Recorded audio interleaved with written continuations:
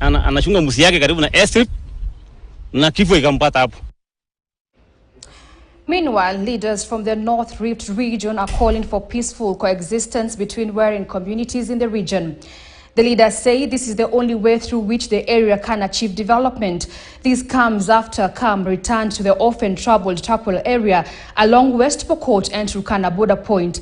West Pokot Governor Simon Kachapin, who spoke at Kashaunet Showground on Friday, said the region has a lot of resources and if peace prevails, development will be realized. He told residents to shun animosity.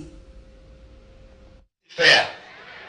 Community wengine wamepewa NPR na wengine hapana. Kama ni kunyang'anya wote ama peana kwa wote. Kwa hivyo Mheshimiwa Rais ameelewa, na tena wanajeshi tulienda DOD. Tukao na mawaziri wawili. Wakati tuko DOD, watu wanajeshi military walikuwa na present nini wameona katika eneo ya chini hapa hivi. Walieleza mambo ya tiati, hakuna hata barabara, hakuna shule hata kanisa. Alafu baadaye ikakuja challenge moja. Wanajeshi ndio nasema.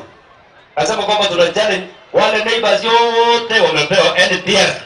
Lakini ile pokote ya tiati hakuna. Hii ya pande hii hakuna.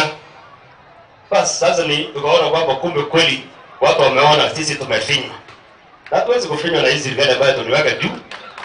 Hata ndani ya nyumba yako shika sani tupa kando huko kwa sababu ni kwenu. Sisi tutakorogana hapa ndani. Sisi ndio tuliweka serikali hii ndani.